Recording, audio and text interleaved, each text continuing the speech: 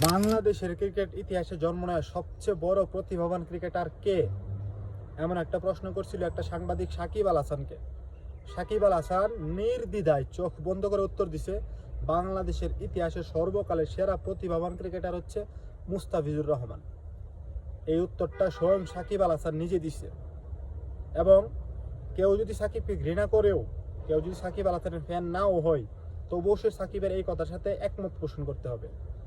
কারণ অবশ্যই বাংলাদেশ ক্রিকেট ইতিহাসের সর্বকালের সেরা প্রতিভাবান ক্রিকেটার হচ্ছে মুস্তাফিজুর রহমান। তার যে ট্যালেন্ট নিয়ে সে জন্মগ্রহণ করছে, এইরকম বিরল ট্যালেন্ট কিন্তু পৃথিবীর ইতিহাসে খুব কম, হাতে গোনা 2-3 জন পাওয়া যাবে যে এরকম বিরল ট্যালেন্ট নিয়ে আসে যে একটা বলার পেস বল করতেছে, তার বল টার্ন করে স্পিনের চাইতে বেশি। মুস্তাফিজ দেখবেন যে লেগ সাইডের বাইরে বল করে, তার বল চলে যায় অফ সাইডের ওয়াইড বরাবর। তো ব্যাটসম্যান কীভাবে খেলবে? আমরা বলছি যে প্রাইম মুস্তাফিজের কথা। আপনি যদি একদম ব্যাটিং ফ্রেন্ডলি উইকেটে দেন, তখন হয়তো বা মুস্তাফিজ কিছু করতে পারবে না। কিন্তু যদি এরকম কোন উইকেটে দেন যে উইকেটে কিনা ব্যাটিং বোলিং দুটোটাই চলে, এইরকম উইকেটে মুস্তাফিজ পৃথিবীর ইতিহাসের সেরা বোলার, পৃথিবীর ইতিহাসের সেরা বোলার। মোহাম্মদ আসিফ, মুরালীধরন আর মুস্তাফিজুর রহমান, এরা হচ্ছে বিরল প্রতিভা। এমন প্রতিভা নিয়ে জন্মাতে হয়, পরিশ্রম করে হওয়া যায় না। কেউ পরিশ্রম করে কখনো মুস্তাফিজ হতে পারবে না। সারা জীবন যদি কেউ চেষ্টা করে যে মুস্তাফিজের মতো কাটার করুন, অসম্ভব।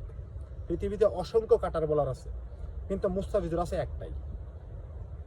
অনেকে দেখবেন কাটার বল করে, যেমন ডিজে ব্রাভো করে, মাঝে মধ্যে পোলার্ড করে, অনেকেই করে অফ কাটার, কিন্তু তাদের বল কিন্তু সুইং করে না। কাটার মানে নামে কাটার, কামে না।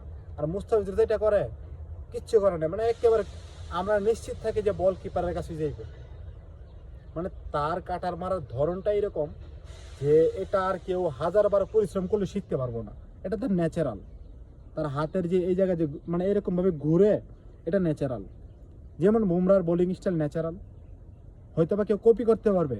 বুমরার শুধুমাত্র বোলিং স্টাইলটাই ন্যাচারাল, কিন্তু বুমরা কিন্তু মুস্তাফিজের মতো অতি মানবীয় বল করতে পারে না।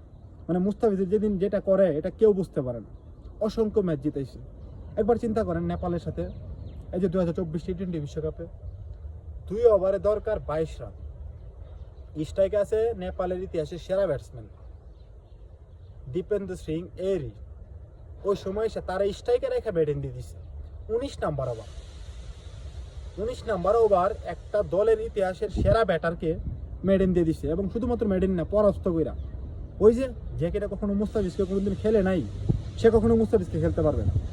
মুস্তাফিজকে খেলতে হলে আগে তার কমপক্ষে মুস্তাফিজের সাথে 4-5টা ম্যাচ খেলতে হবে, তারপর মুস্তাফিজের বলগুলোকে তার মাথায় নিতে হবে। আরও এমন অসংখ্য ম্যাচ আছে। আমি আইপিএলে দেখছি অস্ট্রেলিয়ার ইতিহাসের অন্যতম বিধ্বংসী ব্যাটসম্যান শন মার্শ।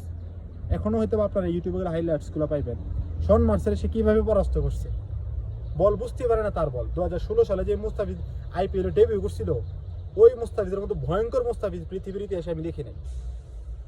কি বল অ্যান্ড্রে রাসেলের কীভাবে ফেলাইছিল, রাসেল বুঝতে পারে না। রাসেলের মতো দানবের, যেই দানব কিনা আইপিএলে সকল বলারকে পিটাই, সেই দানবকে মুস্তাফিজুর যেইভাবে মাটিতে ফেলাইছিল, একেবারে অপমান।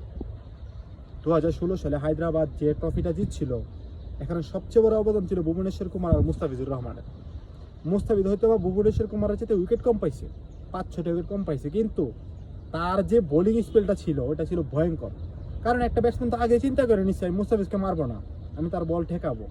এই কারণে মুস্তাফিজ উইকেট পাই নাই। মুস্তাফিজুর 2016 সালে আইপিএলের সেরা উদীয়মান খেলোয়াড় হয়েছে। আজ পর্যন্ত কোনো বিদেশি ক্রিকেটার আইপিএলের ইতিহাসের সেরা উদীয়মানের খেলার পুরস্কার জিততে পারেনি। সকল পুরস্কার ভারতীয়রা জিতছে। একমাত্র ইতিহাসের যে কিনা বিদেশি প্লেয়ার হিসেবে মুস্তাফিজুরই জিতছে। মুস্তাফিজুর আমাদের এক গর্বের নাম। মুস্তাফিজ পৃথিবীর ইতিহাসের এক বিরল ট্যালেন্ট। আমরা উচিত মুস্তাফিজকে মূল্যায়ন করা।